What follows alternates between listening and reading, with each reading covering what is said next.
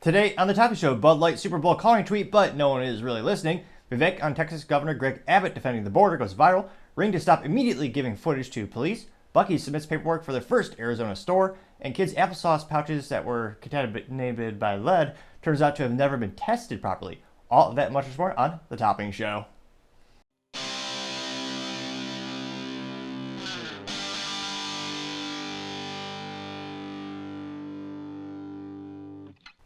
Thank you everyone for taking the time to tune in today. Today's episode of Topping Show is sponsored by Topping Technologies. Topping Technologies is an IT value-added reseller and services company with a special proficiency in IT security.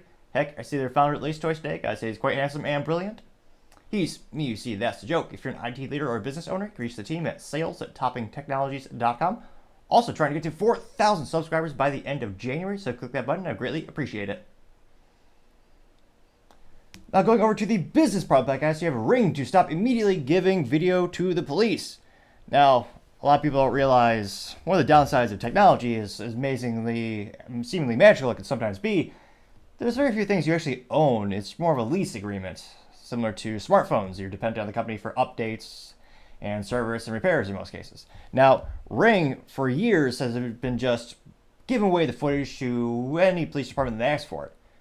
Because, again, it's not your data, it's Amazon's data. It's because while you own the physical hardware of the Ring device, you're paying $100 for one camera, you're connecting it to Amazon, which is built upon Amazon Web Services or AWS Cloud. Amazon's storing that data. That's their data. So, and of course, no one actually takes the time to read the terms of service and the agreement. Police are calling and asking for that, and they're just giving it up. There are some people who are so mentally vacuous, they actually have Alexa devices inside their house, committed a crime, and the police just asked Amazon for the recording devices inside the house, and they went to jail because of their Amazon devices. So, word of caution, if you plan on breaking the law, don't be foolish enough to actually have Amazon devices. Or if you want a modicum of privacy in your life, I wouldn't recommend having them inside your house at the very least. Now, this comes to us thanks to Bobby Armstrong last week. I actually wrote a little article on this on LinkedIn, and they noted that, quote, Amazon Ring's division will no longer permit law enforcement agencies to request video footage from users' doorbells and surveillance cameras, ending a practice long criticized by civil liberties advocates.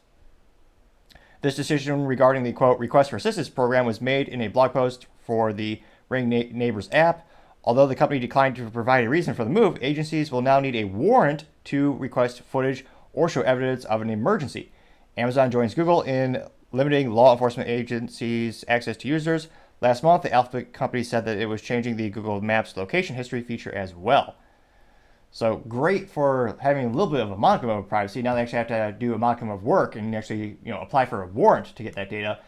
But again, the word of caution is it's not your data, it's Amazon's data. It's on their servers in the cloud, which really just means it's in some data house or data center across the globe. You have no idea where it is. But again, you're creating content for them. It's beneficial to you. I completely understand that, especially if you're away from the house or you have some security concerns. But just remember, you're generating the data for Amazon. It's literally going to the cloud on their computers or their servers. So it'll be interesting to see if there's much of an increase in sales and people now trust Amazon a little bit more. And again, the caveat is they're still going to hand over that information. They just have to the police just have to get a warrant. Depending on where you live, that could take, just as, a simple little swipe or a little call to the judge, or in some cases, they might actually have to put a case together to justify it.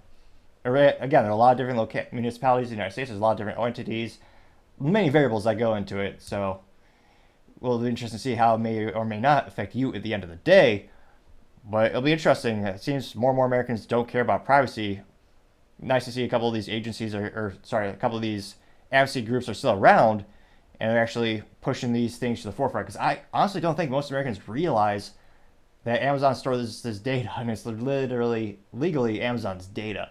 So it'll be interesting to see. Let me know your feedback. As always, be fascinated to hear what you have to say.